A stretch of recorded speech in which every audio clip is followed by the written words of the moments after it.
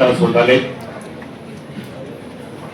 बऱ्याच वेळापासून आपण सर्वजण या ठिकाणी उपस्थित आहात. शिरूर नगर परिषदेच्या इतिहासातला एक हा सुवर्ण क्षण. अगदी ब्रिटिशकालीन नगर परिषद म्हणून ज्या नगर परिषदेला वारसा आहे, तब्बल 158 वर्षाची परंपरा त्या नगर परिषदेच्या पाठीशी आहे.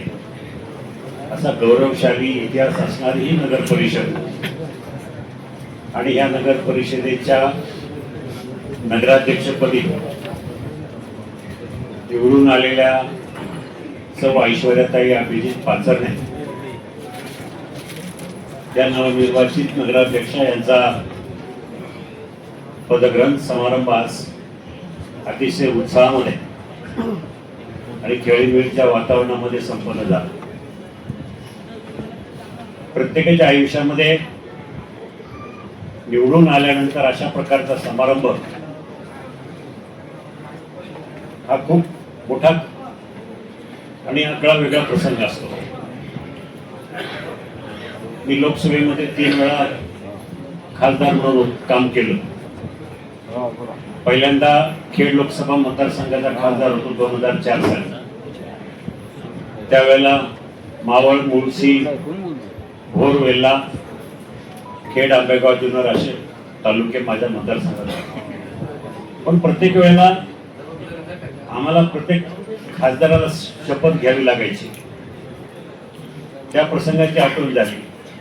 एवढंच नव्हे तर मी 3 पंतप्रधानांचे शपथविधी राष्ट्रपती भवनामध्ये पाहिले. त्याची आठवण मला आज या ठिकाणी झाली.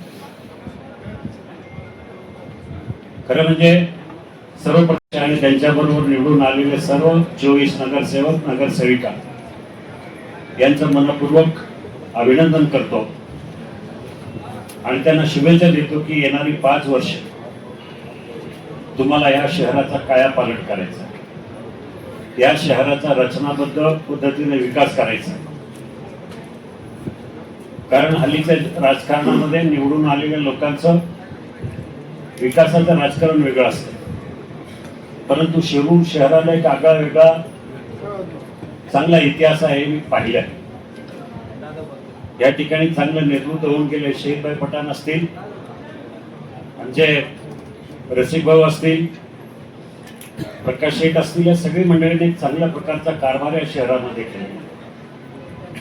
मी माझ्या आयुष्यात अनेक शहरं पाहिली, अनेक निवडणुका पाहिल्या, परंतु सगळ्या वर्गांना एकत्रित घेऊन शहराचा कारभार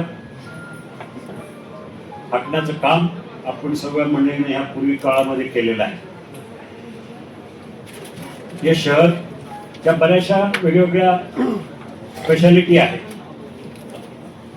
की या शहरामध्ये फारसे कधी जातीय बंगली किंवा असे मतभेद कधी फारसे कधी बघायला मिळणार नाही. याचं कारण शहराला दिशा देणारं नेतृत्व ह्या पूर्व काळामध्ये होऊन गेली.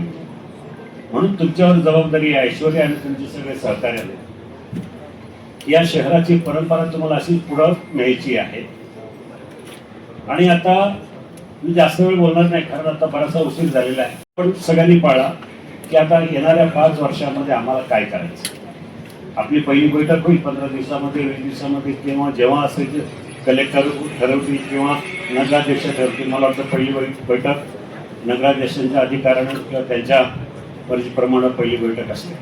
पण त्यानंतर एक माझी सजेशन राहील की शिरूर शहरातल्या प्रत्येक नागरिकाकडून एक जाहीर आवाहन करा की आपल्याकडं शिरूर शहरातल्या नागरिकांच्या तुमच्याकडनं काय अपेक्षा आहे, शिरूर शहरासाठी तुम्हाला नक्की काय करायचं, याचा कुठेतरी आपण लोकांकडनं अपेक्षा मागवा आणि 5 वर्षाचा कुठेतरी रोडमॅप करा की आम्हाला 5 वर्षामध्ये ह्या गोष्टी करायच्या. मला आठवतं काही गोष्टीचे ज्यावेळेला प्रकाशित आणि मी संपर्कात होतो, जरी मी खासदार होतो किंवा खासदार नव्हतो, तरी माझ्याकडं तत्कालीन मुख्यमंत्री एकनाथभाई शिंदे यांनी जबरदस्त मोठ्या प्रमाणात मला पाठिंबा दिला होता. त्यावेळेला मला सांगितलं होतं, मी बोरकर त्यावेळेला सीओ होते, प्रकाश शेठशी मी फोन केला की म्हटलं आपल्याकडे काय नक्की कामं जी आहेत आपल्याला तातडीनं करता येतील. त्यावेळेला सांगितलं की प्रकाश शेठ म्हणाले पाण्याची योजना बऱ्याच दिवसापासून प्रलंबित आहे. कितीची कॉस्ट आहे तर ते म्हणाले 765 कोटी रुपये असतील. त्याच्यानंतर 2 दिवसांनी प्रसाद बोरकर माझ्याकडे लांडिवडीला आले. मी सगळी योजना समजून घेतली, माझं प्रपोजल तयार केलं, मुख्यमंत्र्यांकडे घेऊन गेलो, एस्टिमेट करायला लावलं, जीवन प्राधिकरणामध्ये बैठक घेतली आणि सगळा प्रस्ताव DMAच्या मार्फत मुख्यमंत्र्यांकडे गेला आणि मुख्यमंत्र्यांनी क्षणाचाही विलंब न लावता, त्यावेळेला मला आठवत आहे हिवाळी अधिवेशन नागपूरमध्ये चालू होतं, तिथं सगळ्या फाईल बोलून घेतल्या आणि तिथं ऑर्डर दिली होती आम्हाला जवळजवळ 74-75 कोटी रुपयाची. माझ्या दृष्टीने समाधानाची बाब आहे, मी काही ना काहीतरी या शहराला योगदान माझं देऊ शकलो आणि ते करण्यासाठी सातत्यानं प्रकाशचे सहकार्य, त्यांचा पाठपुरावा, त्याचे नगरपालिकेचे नगर परिषदेच्या अधिकाऱ्यांची संपूर्ण सहकार्य हे सुद्धा अतिशय मोलाचं आहे.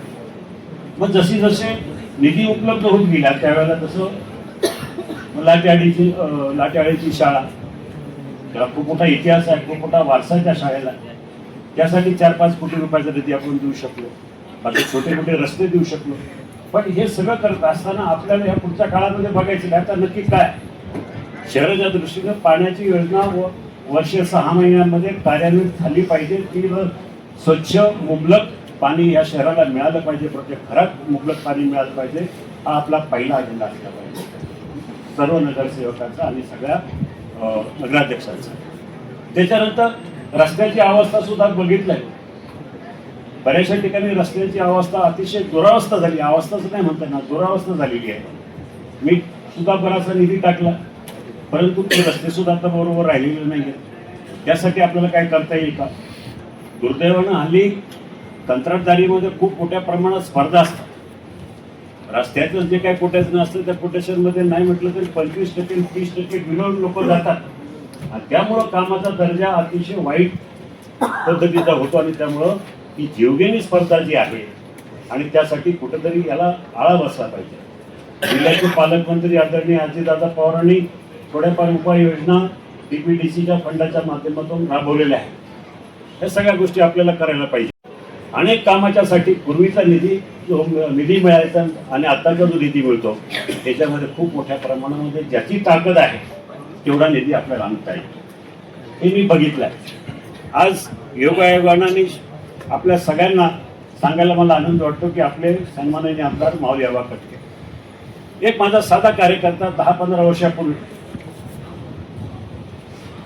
जिल्हा परिषदेच्या निवडणुकीमध्ये मी आबांना भेटलो. आबांना म्हटलं तुम्ही आबा माझ्याबरोबर या शिवसेनेत.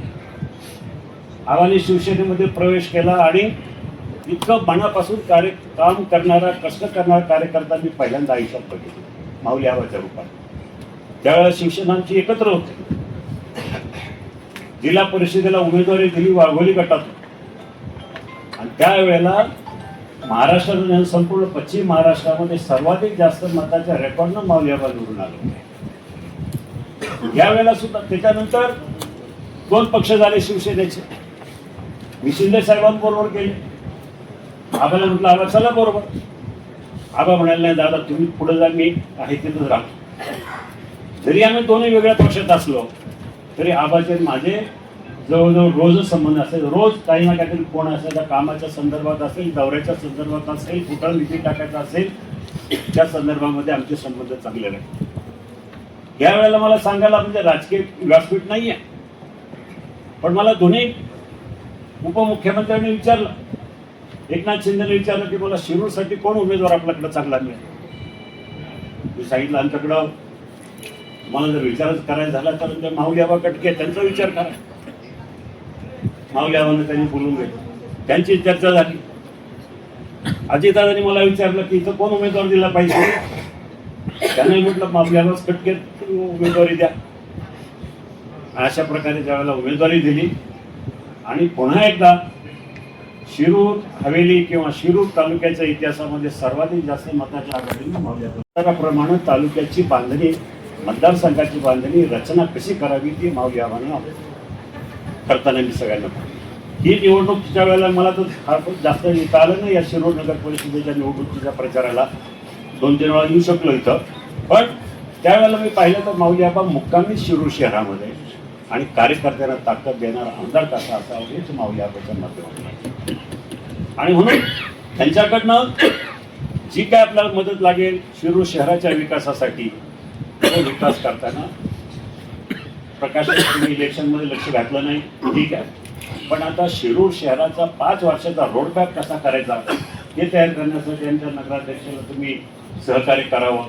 तुमच्या संकल्पना काय आहेत, शहरातल्या लोकांच्या संकल्पना काय या जर आपण सांगितल्या तर आमचे नगराध्यक्ष आणि त्यांचे सगळे नगरसेवक त्या दिशेने काम करतील याची मला पूर्ण खात्री आहे. योगायोगानं CO प्रीतम पाटील खूप चांगला अधिकारी आहे, त्यांचा माझा जुना परिचय आहे. पूर्वी ते ठाण्याला होते, यापूर्वीच्या CO सुद्धा स्मिता पाटील त्या सुद्धा चांगल्या CO होत्या. दोघांनी चांगली कामं केली. बोरकर पण चांगला अधिकारी होता. सगळ्यांनी त्यांच्या परीनं आपापल्या पद्धतीने आपली कर्तव्य पार पाडलेली आहे.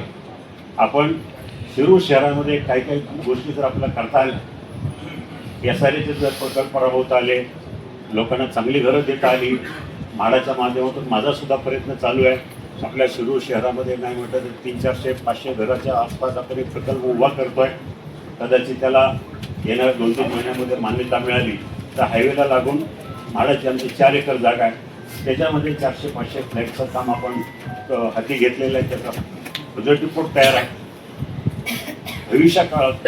भविष्यामध्ये शिरूर शहर एक स्वच्छ शहर, स्मार्ट सिटी म्हणून उदयास आलं पाहिजे. त्यासाठी तुम्ही सगळ्यांनी प्रयत्न करा, याच मी आपल्या या निमित्तानं अपेक्षा व्यक्त करतो आणि आपल्या सगळ्यांना शुभेच्छा देतो. धन्यवाद.